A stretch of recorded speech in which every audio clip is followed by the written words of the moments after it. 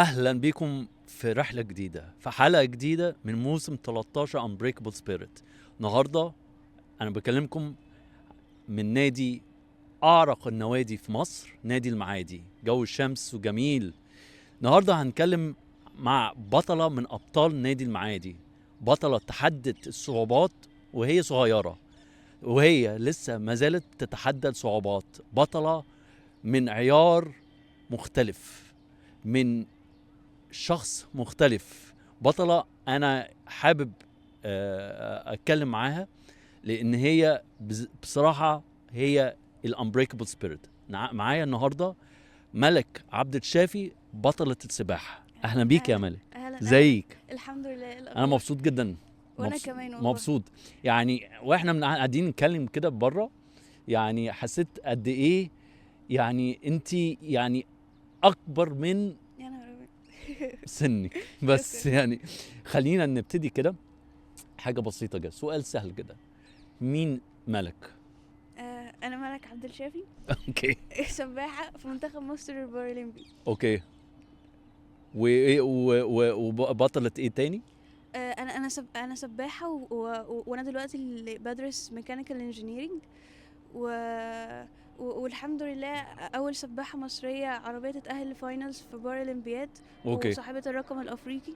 والحمد لله معايا اكتر من 15 ميداليه عالميه ودوليه الحمد لله. حلو. احكي لنا كده ان يعني انت حصل لك اصابة وانت صغيرة، وده هو اللي زقك على السباحة، ولا يعني ايه اللي حصل؟ اديني اللي حصل وانا عندي 10 شهور.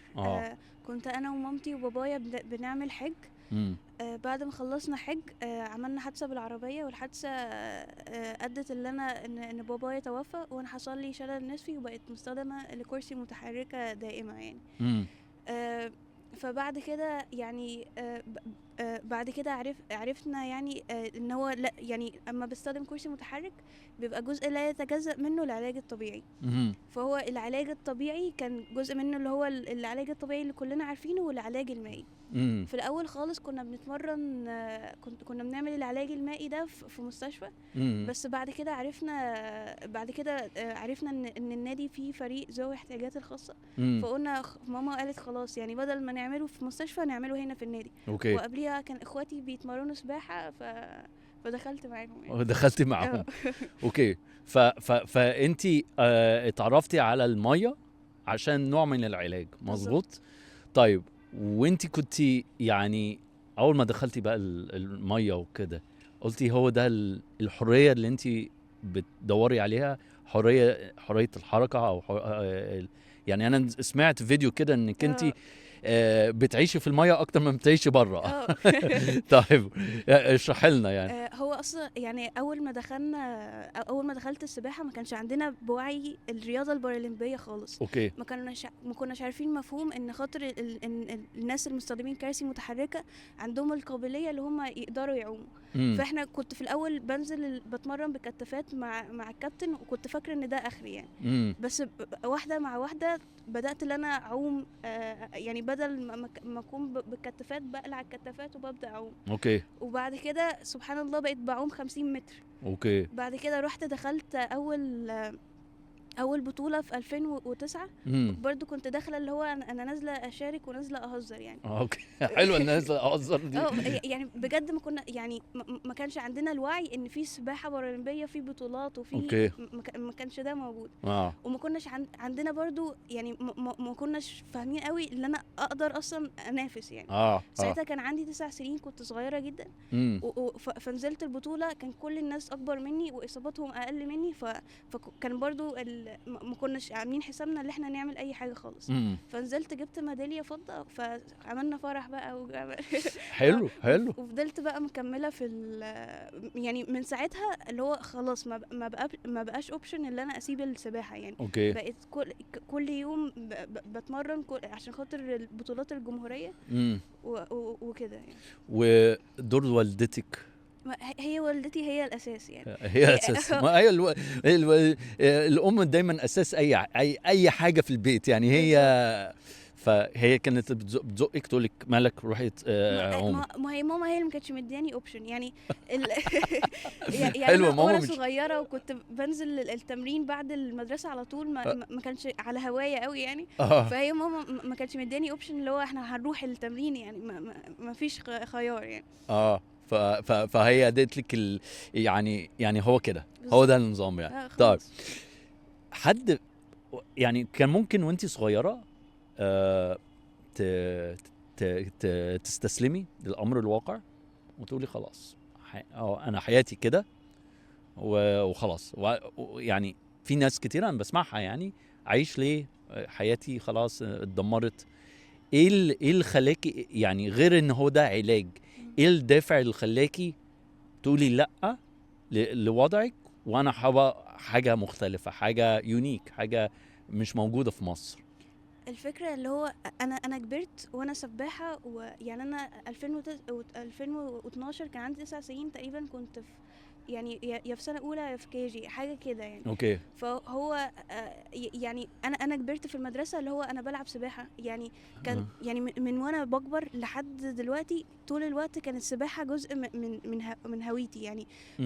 ما كنتش في المدرسه بتشاف على اساس اللي هو يعني انا مستخدمه كرسي متحرك ولازم الناس تتعامل معايا بشكل معين. بالعكس اللي هو انا سباحه والحمد لله بحقق ميداليات. فهو كان طول الوقت الناس بتسالني ازاي يلعبوا سباحه، وكان طول الوقت اللي هو اصحابي يسالوني ازاي يعوموا وهم بيبداوا يدخلوا السباحه عشان خاطر يعني عشان يعني انا كنت حافز ليه كده يعني. اوكي. يعني الحمد لله يعني كان طول الوقت اللي هو مش ما كانش اللي هو انا مستخدمه كرسي متحرك وعاوزه اتخلص من الحكايه دي فبلعب سباحه. بالعكس اللي هو انا وانا بكبر والحمد لله كنت بلعب سباحه. اوكي. فما كانش فيه الاستجمة دي يعني. اوكي. يعني الاستجمة دي يعني ما حدش جه قال يعني بص قال لك يا حرام يا مالك ولا ما حصلش يعني ولا بتتضايقي؟ انا اقول لحضرتك يعني في يعني بعد بقى ما بدات ادخل المنتخب يعني الحمد لله انا دخلت المنتخب في 2014. كان عندي ساعتها 11 سنه، كنت اصغر سباحه ادخل المنتخب. اوكي. اصغر سباحه ادخل منتخب. بعد بقى ما بدأت أدخل المنتخب بقى طول الناس اللي هو الناس تقعد تسألني يعني انت ازاي تحديتي الإعاقة وازاي عملتي معرفش ايه وكده. بس يعني أنا كنت جاية من باك جراوند اللي هو أنا الحمد لله حياتي ماشية يعني. فهو بعد ما الناس بدأت تسألني حسيت ان هو يعني ده شكل كده مفروض يكون فيه مشكلة، بس هو ما كانش يعني بعد الأسئلة بدأت أفكر في كده. بس ما كانش يعني ما كانش عندي فرصة ولا ما كانش عندي وقت اللي هو يكون عندي الرفاهية اللي هو أشوف بقى كلام الناس وأحس اللي هو أنا مفروض أبطل عشان خاطر أنا عندي مشكلة من أي شكل ممكن. واقعد واكتئب في البيت يعني. بس ما كانش عندي الرفاهية دي. ففضلت مكملة والحاجات دي مع الوقت بتتنسي يعني. طبعا. وانت اكيد رول موديل قوي جدا لاصحابك وانت كنت صغيره، صح؟ يعني اللي بيتعلم السباحه، لان طبعا في عيال عايزه تتعلم السباحه ومش مش عارفه، فاكيد كانوا بيبصوا عليكي كرول موديل اكتر من بسط. يعني انا هستعمل كلمه انا ما بحبهاش، شفقه يعني يا حرام ومالك. فانت بتقولي ايه لحد من الناس اللي هو بيستسلم بسرعه؟ يعني تديله ايه او تديلها ايه نصيحه في موضوع ما تستسلمش وفايت لاي حاجه، عندك اعاقه او ما عندكش اعاقه؟ فانت يعني ايه اللي تقولي له يعني؟ الحياه بتستمر.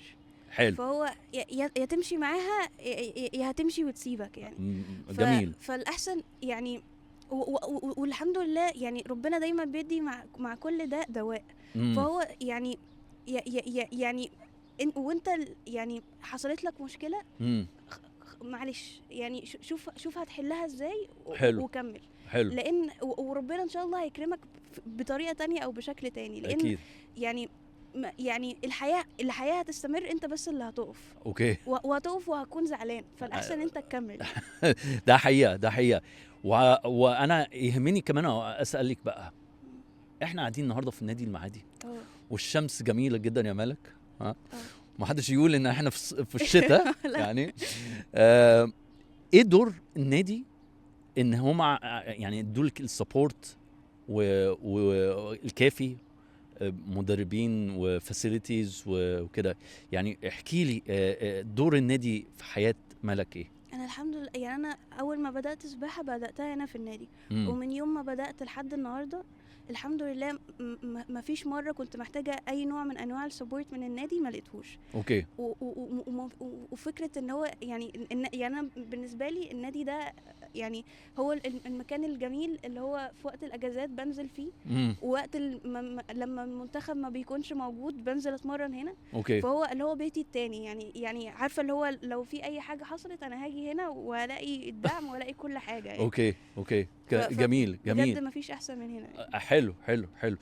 احكي لنا، لو كنا بنتكلم قبل ما ندخل الابيسود سألتك السؤال، الرقم القياسي اهم ولا الرانكينج اهم بالنسبه لملك؟ انا يعني هقول لحضرتك هو يعني هحكي لك حكايه. يعني هو احكي لي.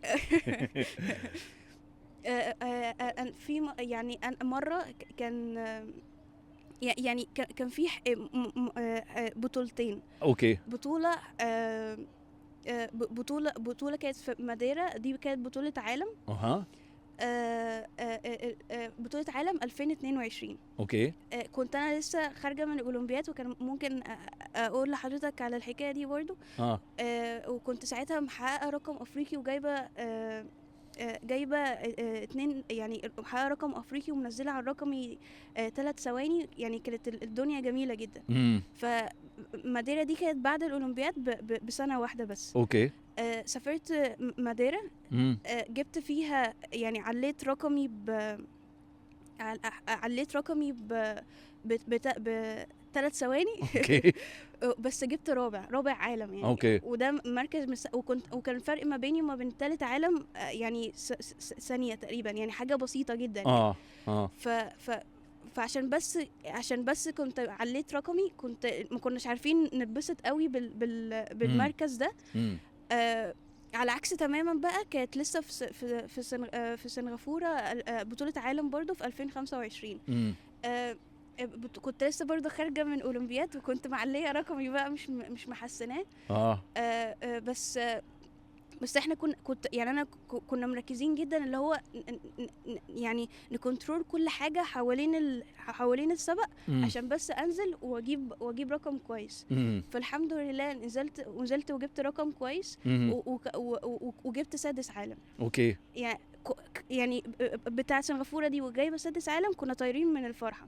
عشان بس عرفنا ان هو احنا اشتغلنا صح، عملنا كنترول صح، يعني عرفنا الدنيا ماشيه ازاي. فنزلت حققت الرقم كويس، فكنا مبسوطين جدا. جميل. يعني حاجه زي اللي هو يعني لسه طالعين من افريقيا، اللي هو ايه، عشان خاطر احنا يعني ماتش فرق ما بين ماتش بنين وماتش كوت ديفوار. اللي هو ماتش بنين محققين 3 اجوال والدنيا حلوه، وتاهلنا السيمي فاينلز وكل حاجه. بس كان كلنا ايدينا على قلبنا، لان احنا عارفين ان هو ربنا مشاها معانا مره، الله اعلم ايه اللي هيحصل في الماتش اللي بعد كده.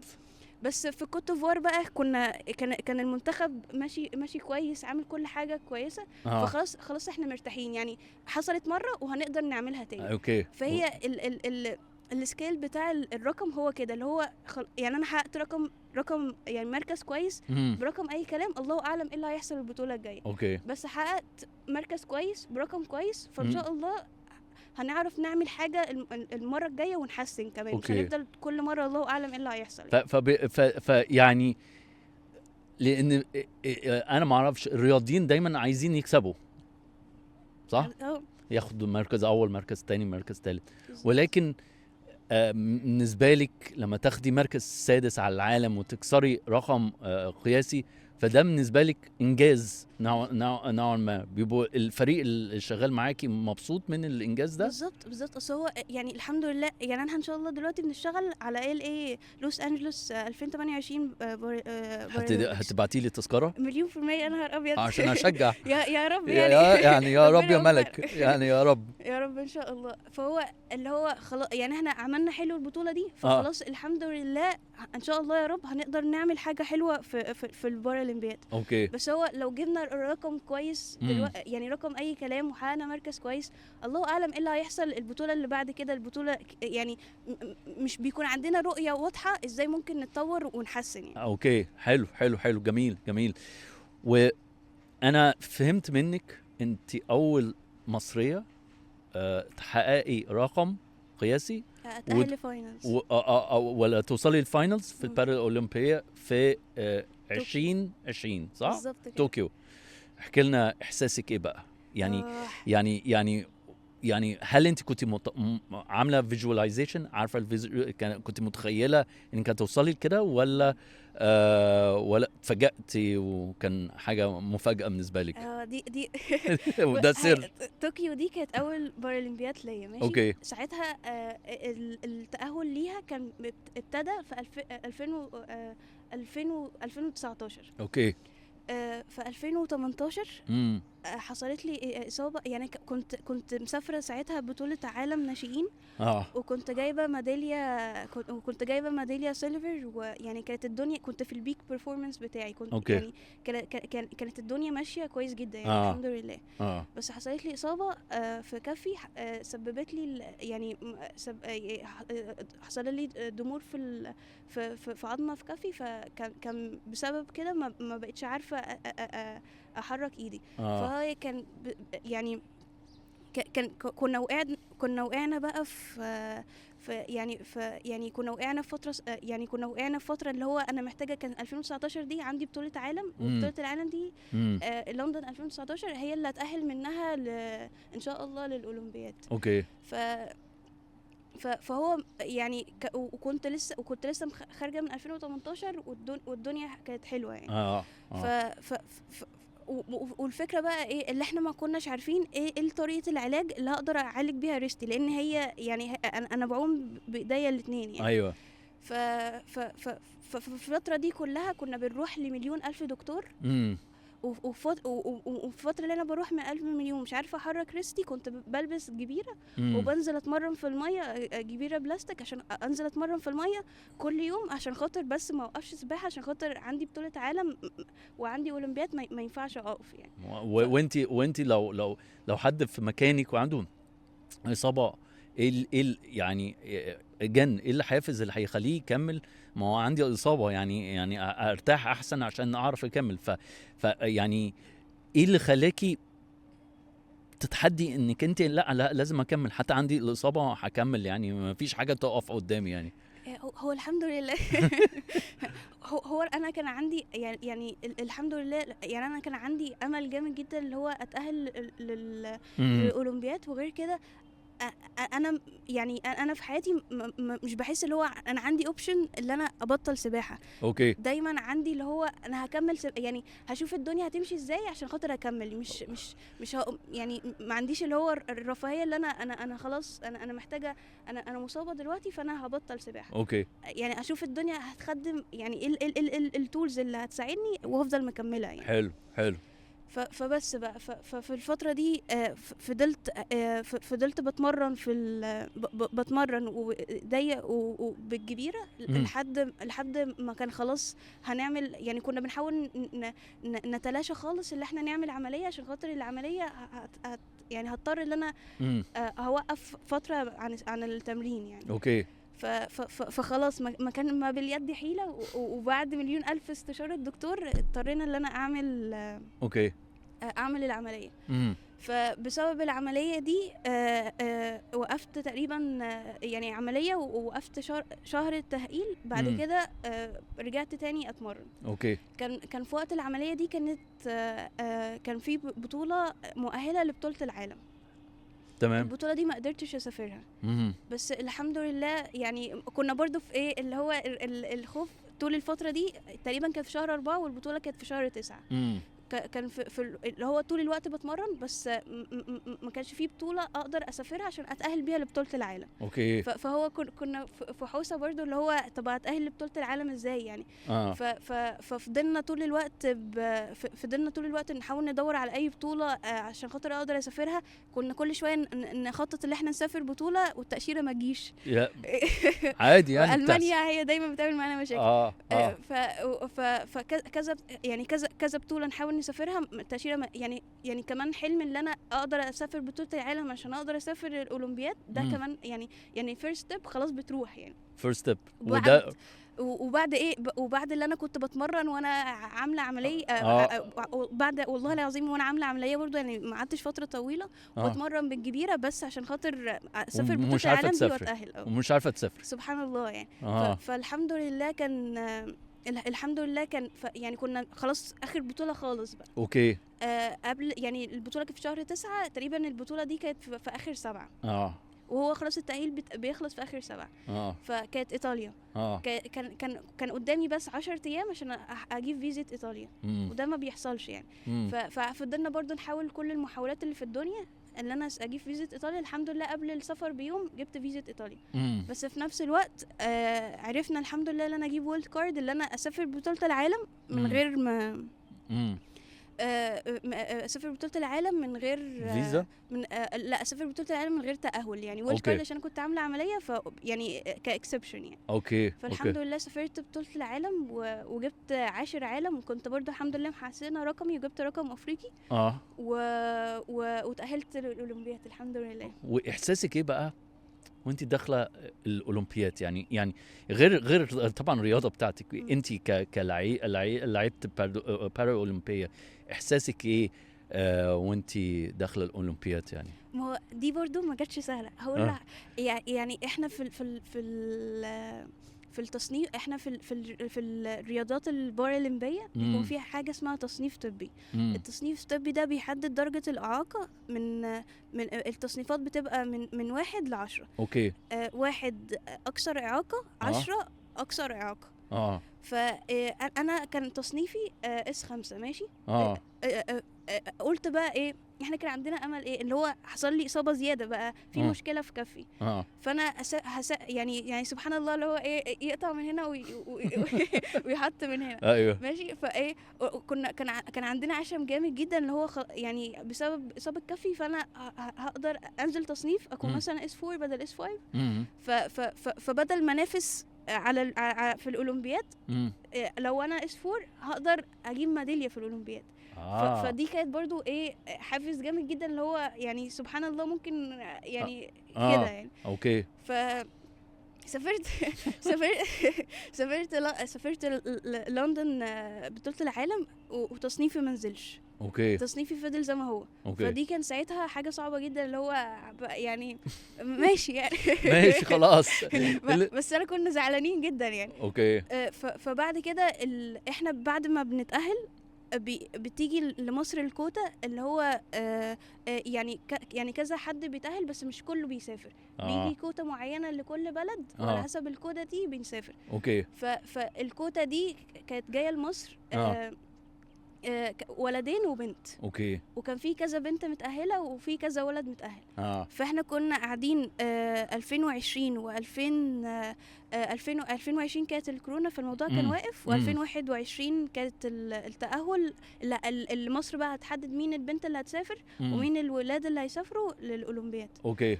في الفترة دي ما كانش أنا تصنيفي أحسن، ما كانش رانكي أحسن يعني أحسن بنت رانك. فكنت أنا ضامنة يعني اللي أنا أسافر الكود. أوكي. فكنا برضو في الهاسل اللي هو كان في بطولة في ألمانيا في شهر 6 والأولمبياد في شهر 8. أوكي. البطولة دي كانت هي اللي هتحدد مين البنت اللي هتسافر يعني. فكنا مسافرين برضو، كان عندي إعادة تصنيف برضو. كان عندي الأمل اللي هو هسافر واتصنف وبرضو تصنيفي يقل. فاكون انا احسن رانك بنت وكمان اسافر طوكيو ان شاء الله يعني اجيب ميداليه يعني. اوكي. بس للاسف كان سافرت واعاده تصنيفي وما كانش وتصنيفي فضل زي ما هو. أوكي. كان دي بصراحه هي اكتر خيبه امل يعني. كانت اليوم كان صعب جدا يعني. وتعلمتي ايه بقى؟ يعني كخيبة امل ايه الدروس المستفادة يعني؟ يعني اصل دي كانت النهايه يعني. يعني انا كنت متأهلة اصلا. وكانت هي دي البطولة اللي كانت هتحدد مين اللي هيسافر الاولمبياد. واحنا وكنا يعني كنا تعبانين جدا عشان خاطر التأهل. ودي كانت حلمي من داي 1 بدأت اتمرن يعني. اوكي. فبصراحه يعني كانت اليوم اللي هو اتعاد تصنيفي في المانيا دي كان بصراحه كان اصعب وقت يعني كان اصعب اكتر خزي واكتر خيبه امل عديت فيها بحياتي. وكنت يعني انا كنت خلاص يعني انا عاوزه اروح بيتنا يعني. انا ما كنتش عاوزه اتمرن للدرجه دي يعني. بجد كان الموضوع يعني كان ايه زقك بقى انك تكملي؟ يعني ماما كانت ساعتها معايا وكانت هي كانت يعني راحت قالت يلا يعني لازم نكمل وان شاء الله ربنا هيكرمنا يعني. وبرده كنت عندي منتل كوتش كانت ساعدتني في اليوم ده جدا. بس يعني انا لو عليا بجد لو كان في يوم عاوزه ابطل فيه سباحه كان هو اليوم بتاع التصنيف اللي في وورلد سيريز اللي هو اللي كان. اوكي. بس الحمد لله نمت وصحيت تاني يوم. كان تاني يوم مفيش حاجه. تالت يوم كان في سبق اتمرنت. نزلت السبق وعمته عشان انا كنت متمرنه كويس. فالحمد لله حسنت رقمي. اوكي. بس برضو كان رقمي ما يخلينيش يعني كان في الوقت ده الرانكي اللي احنا عارفينه ما يأهلنيش اللي انا اكون انا احسن بنت. يأهلني اللي انا اسافر البارالمبيكس. اوكي. ذهنيا انت كنتيش خايبه امل جدا اللي هو خلاص بقى اللي هو يعني خلاص انا نزلت السبق وهروح خلاص مش لازم اكمل يعني. هو انا ليه بسألك كده؟ لان مهم جدا ان الناس اللي بتسمعنا واللعيبه اللي بتتفرج عليكي ويعرفوا انك يعني عادي خالص ان احنا نقع، وعادي خالص ان احنا يجيلنا فترة من الفترات ان احنا خلاص يعني انتهى الدنيا بجد. وانا مش عايز اكمل وكده. فالمهم عندي انك انت بتقولي انك انت كان عندك منتل كوتش. وده مهم جدا ان هو يبقى في حد بيزقك الزقه، لان في نهايه الامر زي ما انت قلتي في الاول خالص الحياه موجوده. عايز تحارب فيها حارب فيها، عايز استسلم بس في الاخر مش هنعمل حاجه. مش اسمك مش هيبان، مش هتبقي معروفه. ما حدش هيتكلم عليكي يقولوا انك انت المصريه الوحيده اللي دخلت بارا اولمبيات. يعني دلوقتي as we speak لو انت فكرتي فيها، لو يعني قلتي لو كنت انا بطلت كان كنت هتفوت بجد. يعني انا لو كنت بجد يعني بجد اليوم اللي بتاع التصنيف ده انا كنت لو كان مسموح لي بجد كنت اخدت اول طياره ورجعت على مصر يعني. اوكي. بس كملت. بس كنت يعني انا راجعه من المانيا وانا عارفه خلاص اللي انا حلم طوكيو ده خلاص راح يعني. وكنت وما كانش عندي امل بجنيه يعني.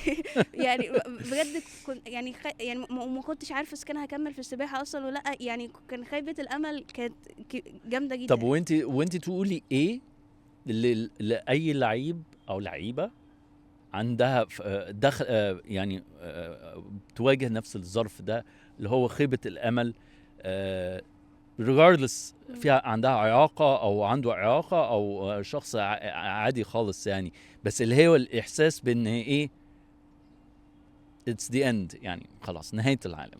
أنت إيه النصيحة من ملك بطلة مصر بطلة نادي المعادي لأي حد؟ هو في كوت كده انا بحبه جدا اسمه luck is when preparation meets opportunity.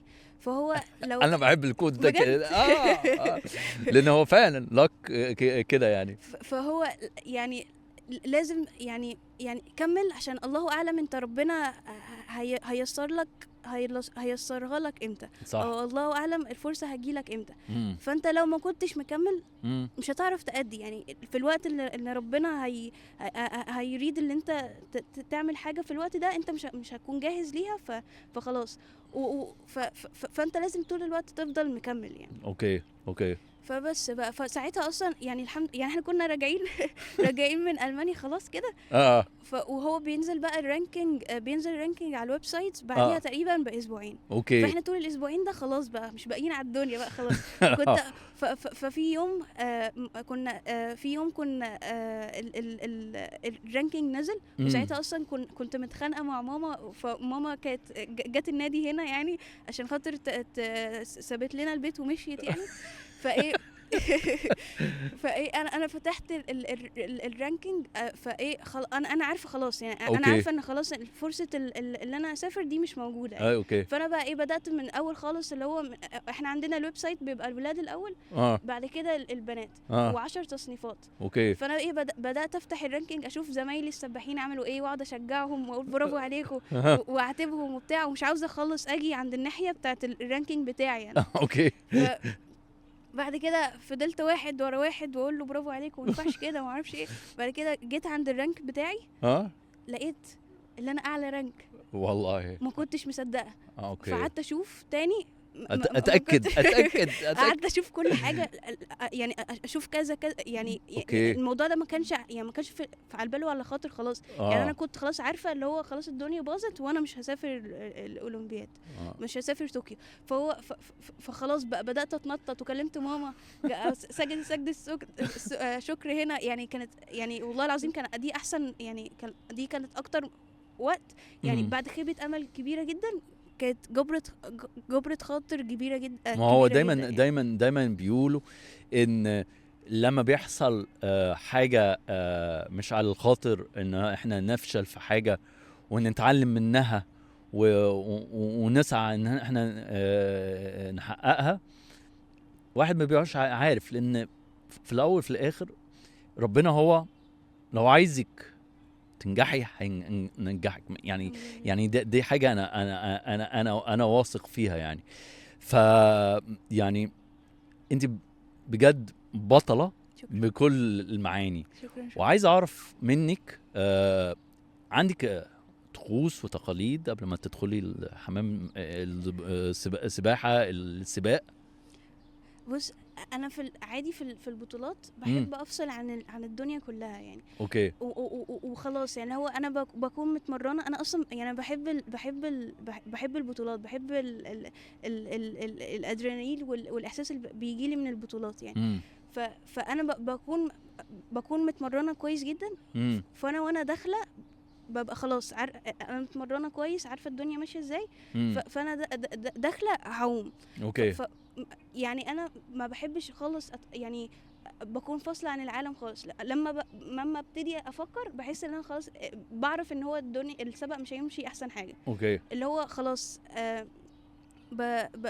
ببطل اكلم كل الناس، ودي وهم الناس بتزعل، بس معلش يعني. لا معلش طبعا. ماما بتكون معايا، بتبقى عارفه ليه مش هتكلمني طول البطوله يعني. اوكي. وخلاص يعني. هو بيبقى تركيز، وفي وقت التركيز ده انا كمان ما بكونش بفكر، اللي هو خلاص انا متمرنه على الحاجه اللي انا متمرنه عليها دي هنزل اعملها. اوكي. فهو ده، والحمد لله الدنيا بتمشي كده يعني. واللي يهمني اعرف منك برضو دور المدرب او المدربه بتاعتك. يعني لازم الشخص اللي بيدربك ده يبقى شخص سبيشال كده يعني. ان هي او هو يبقى عندهم الاحساس بان هم بيزقوكي بيموتيفيتيو، لان هم عارفين قد ايه انت تقدري تبقي احسن من ما كنتي عليه في السبق. فايه اللي بيعملوه معاكي؟ والله بجد انا اوقات كتيره جدا يعني بجد الحمد لله ربنا كرمني بمدربين ما فيش زيهم يعني. اوكي. اذا كانوا مدربين السباحه او مدربين الفتنس او منتال كوتشنج كلهم من النادي المعادي؟ يعني انا بدات في نادي المعادي، بس بعد كده دخلت المنتخب، بعد كده بدات اتمرن في الجامعه. بس الحمد لله من ساعه ما بدات لحد النهارده الحمد لله الحمد لله ربنا كرمني باحسن مدربين في الدنيا يعني. اوكي. وبجد يعني اوقات كتيره جدا ببقى زهقانه وما بقاش عاوزه اتمرن وما بقاش عاوزه، ما بقاش واثقه اذا كان هحقق نتيجه ولا لا. واوقات طويله ببقى بس باجي التمرين عشان خاطر يعني احتراما لتعب المدربين اللي بيمرنوني. اوكي. يعني احتراما ان هم شايفين واثقين فيا وبذلوا فيا مجهود، فانا لازم احترمهم واقدر تعبهم ده. اوكي. فهو يعني بجد يعني كل الاحترام والشكر ليهم يعني. ملك، ايه الرساله اللي انت عايزه توصليها للعيبه او اللي بيلعبوا سباحه يعني عادي، او الناس اللي عندهم اعاقه يعني بيعوموا بيتفرجوا عليكي؟ ايه الرساله اللي عايزه توصليها لهم؟ يعني مبدئيا كده الرياضه لاي انسان مهما كان مفيش زيها. أوكي. يعني بتساعد في كل حاجه، بتساعد في الدراسه، بتساعد في الصحه النفسيه، بتساعد كل حاجه يعني. أوكي. فهو لما كمان يكون عندهم اي شكل من اشكال الاصابه، فهو ده يعني انا الحمد لله زي ما يعني بدل ما يشوفوا اللي هو انت محتاج تتساعد ولازم كل الناس تيجي تساعدك، هو بيبقى عنده من القوه البدنيه الكفايه ومن الثقه النفس الكفايه اللي هو مش محتاج حد يساعده، هو هيساعد نفسه. اوكي. فهو السباق الرياضه بتدي الادفانتج يعني. اوكي. حلو. فكونك تتخلى عنها فانت بتتخلى عن حاجه كبيره جدا. حلو. فهو بجد يعني الرياضه لاي انسان مهما كان يعني بتساعد بكل الاشكال في كل اسبكت في الحياه يعني. اوكي تمام، جميل. ايه الجمله او كلمه تشرح مين هي ملك؟ شفتي السؤال؟ مش عارفه والله. مش عارفه والله. انا اصلا لو قلت يبقى خلاص يعني، يبقى انا اقول الاجابه يعني. انا عندي اجابه بس انت لازم اسمع. لا مش عارفه. انت قولي لي انت شايفه نفسك ايه؟ بس يعني مش عارفه يعني انا ما يعني مش عارفه بجد والله العظيم. انا شايف انك انت بطله محاربه فايتر وعندك الكونسبت انك انت never to give up. الحمد لله. شكرا. شفت بقى؟ شكرا. لا الشكر ليك يعني ملك. انا كنت مبسوط جدا، وانا كمان برغم ان انا عايز اكمل بس الشمس عامله شغل معانا، والفيتامين دي اللي اخدته النهارده الحمد لله. الحمد لله بالسنه كلها يعني. الحمد لله. بس عايز اشكرك. شكرا. وعايز اشكر والدتك بصراحه على السبورت بتاعها. عايز اشكر الكوتشز بتوعك، وعايز اشكر طبعا النادي الجميل اللي احنا قاعدين فيه، نادي المعادي. شكرا بجد ليكي. شكرا. واتمنى لك الخير، وفرحينا بقى، فرحينا في لوس انجلوس يعني. انا هتفرج واشوفك يعني، وهشجعك. حضرتك كمان بقى يا رب. يلا يا رب. شكرا يا ملك. شكرا ليكي. شكرا للجميع اللي كانوا بيسمعوا لنا في الحلقه دي. الحلقه الجايه الاسبوع الجاي ان شاء الله يبقى في حلقه جديده مع بطله جديده في موسم Unbreakable Spirit، موسم 13 هنا من نادي المعادي، اجمل واحلى نادي في مصر. شكرا لكم.